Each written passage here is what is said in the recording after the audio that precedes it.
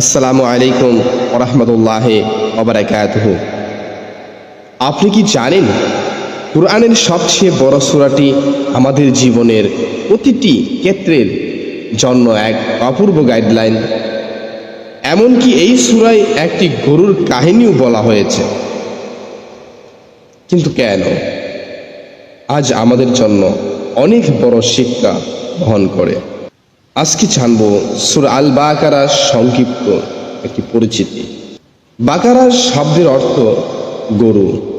এই সূরায় এক গরুর কথা উল্লেখ করা হয়েছে, যেটি বনি ইসরায়েল এক বিশেষ ঘটনার সাথে সম্পর্কিত। সেই ঘটনা থেকেই এই সূরার নামকরণ করা হয়েছে। এই সূরাটি মদিনায় নাজিল হয়েছে।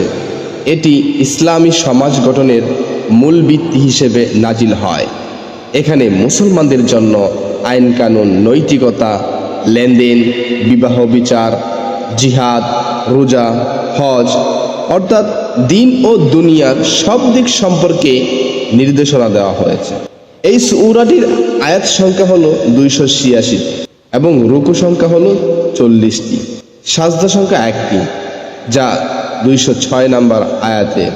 এই সূরায় যা উল্লেখ আছে তা হলো ঈমান ও কুফরের পরিচয়, বনি ইসরায়েলের ইতিহাস ও শিক্ষা, তাওহীদ ও রিসালাতের গুরুত্ব, ইবাদত, রোজা, হজ, কিবলা পরিবর্তন ইত্যাদি নির্দেশনা, সামাজিক, পারিবারিক ও অর্থনৈতিক আইন যেমন ঋণ, সুদ, বিবাহ বিচ্ছেদ, আল্লাহর রহমত ও ক্ষমার আশা, আখিরাতের প্রস্তুতি ও দোয়া যেমন আয়াতুল কুরসি ও শেষ দুটি আয়াত।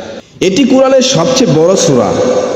রাসূল সাল্লাল্লাহু আলাইহি ওয়াসাল্লাম বলেছেন, যে ব্যক্তি সূরা আল বাকারা পাঠ করে শয়তান তার ঘর থেকে পালিয়ে যায়। আয়াতুল কুরসি এই সূরার একটি অংশ, যা কোরআনের মর্যাদাপূর্ণ একটি আয়াত। এই সূরাটি কেবল কিতাব নয়, এটি একটি জীবন বিধান। যদি আমরা সূরা আল বাকারা মন থেকে বুঝে পাঠ করি, আমাদের জীবনের প্রতিটি সমস্যার সমাধান আমরা এর মধ্যেই পেয়ে যাব। তাই প্রিয় ভাই ও বোনেরা, আমরা মন থেকেই একদম বুঝে সূরা বাকারাটি পড়ার চেষ্টা করব। এভাবে নতুন নতুন ভিডিও পেতে, শিক্ষণীয় সূরার আয়াত ব্যাখ্যা শুনতে আমাদের চ্যানেলটিকে সাবস্ক্রাইব করুন এবং শেয়ার করে হেদায়েতদাতার অন্যকে হেদায়েত পাওয়ার সুযোগ করে দিন। কে জানে ভাই, আপনার একটি শেয়ারের মাধ্যমে কোনো একজন সঠিক পথে দিশা পায়। ধন্যবাদ।